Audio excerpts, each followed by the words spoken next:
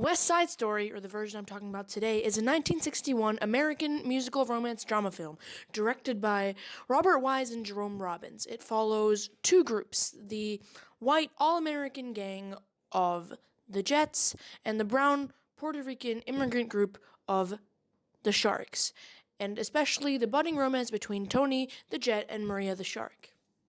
A View from the Bridge by Arthur Miller is a play that was originally published in 1955. It follows Eddie Carboni, an Italian-American longshoreman in New York City, as he struggles with his niece Catherine's relationship with illegal Italian immigrant Rodolfo. One interesting thing about both these properties is that they have opposite views on things like betrayal and violence, with the VFTB taking all the rage and anger and grief that comes with it very serious, and West Side Story kind of insists on brushing it away, discarding it, and even explicitly laughing at it at times. One might think that this is a fault on the side of West Side Story, but on the contrary, it adds to the overall atmosphere and communication of the themes in the movie. There are several betrayals peppered throughout each of the texts, but one thing that both texts feature is a betrayal having to do with romantic relationships. Catherine, quote-unquote, betrays Eddie by choosing to be with Rodolfo, and Maria betrays the Sharks by choosing to be with Tony. Obviously, this is okay because Catherine and Maria are both independent beings who are capable of making their own decisions, and these decisions don't directly harm anyone, so it's fine. But the approaches that each property takes towards confronting the feelings of betrayal that Eddie or the Sharks might feel differ greatly. In VFTB, we start to see Eddie discussing his feelings about Catherine and Rodolfo's relationship, firstly with Catherine herself. Catherine is nice to him. She tries her best to understand and to comfort him. And then again in VFTB, when Eddie goes to discuss his feelings with the neighborhood lawyer Alfieri, he tries his best to comfort Eddie and give him some good advice regarding the situation. Meanwhile, the feelings of betrayal that Bernardo, Maria's brother, might feel at Maria and Tony's relationship are thrown away, laughed at, discarded. When Bernardo first separates Tony and Maria, Maria protests before ultimately giving in to Bernardo's demands to have her sent home. When Bernardo warns Maria about the potential dangers of having a relationship with a white American, his wife Anita laughs at him, calling him an old married woman.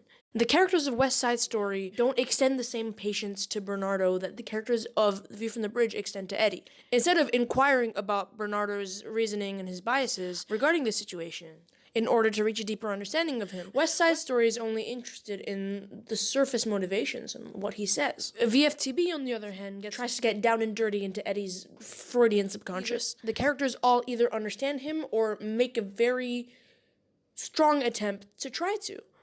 This makes us, as an audience, understand the narrative direction of the play much better than we do in West Side Story. In VFTB, we understand exactly why Eddie's upset, and we get a general feeling that he's going to do something about it. In West Side Story, we only get that Bernardo doesn't want Maria and Tony together because he's a shark, and sharks hate jets. Meanwhile, VFTB continues to show a level of seriousness in the scene where Marco and Rodolfo are shown to be taken away by immigration officers. This scene directly follows a scene in which we are shown Eddie calling the feds and reporting Marco and Rodolfo to them, just because he opposes Rodolfo's relationship with Catherine. Marco screams out with great rage and emotion to condemn what Eddie did in this scene while he's being taken away. And the entire crowd that had gathered to watch them being arrested all turned to Eddie. And slowly, this entire crowd of Italian Americans start turning away, start leaving in shame, anger, disappointment, repulsion towards Eddie, trying to discard him from society. The only moment to parallel a beat of this magnitude in West Side Story would be the one in which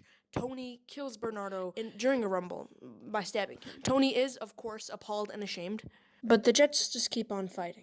Whereas a crowd of Italians in the street in VFTB clocked the horrendous nature of what Eddie did, the crowd of Jets in West Side Story sort of leap about until the police arrive. Furthermore, VFTB also shows its opinion of violence earlier on in the play, in the scene where Eddie, Beatrice, and Catherine all discuss keeping the arrival of Marco and Rodolfo a secret. They connect it to a story from their past, a story of a man named Vinny Balzano, or a boy named Vinny Balzano, who had reported his uncle, another Italian illegal immigrant, to the authorities. After this, upon finding out what Vinny had done, Vinny's entire family beat him up, let's just say. Did a lot of hitting and abuse towards him, I guess. The way that Beatrice and Eddie describe Balzano's situation and Catherine's reaction towards it is revelatory of what Miller, the author, views as a logical view of violence. The fact that Bolzano's family can commit such acts of violence against him without any of the characters in the story saying they shouldn't have done so shows that the text sees this kind of violence as acceptable. Sure, Beatrice points out that the entire ordeal was terrible, and it was, but none of them give any indication that said terrible thing is unwarranted. Meanwhile, every time gang violence gets mentioned in West Side Story, the characters don't discuss their feelings about it at all. It is just accepted as a part of the fabric of their society, and it is very normalized.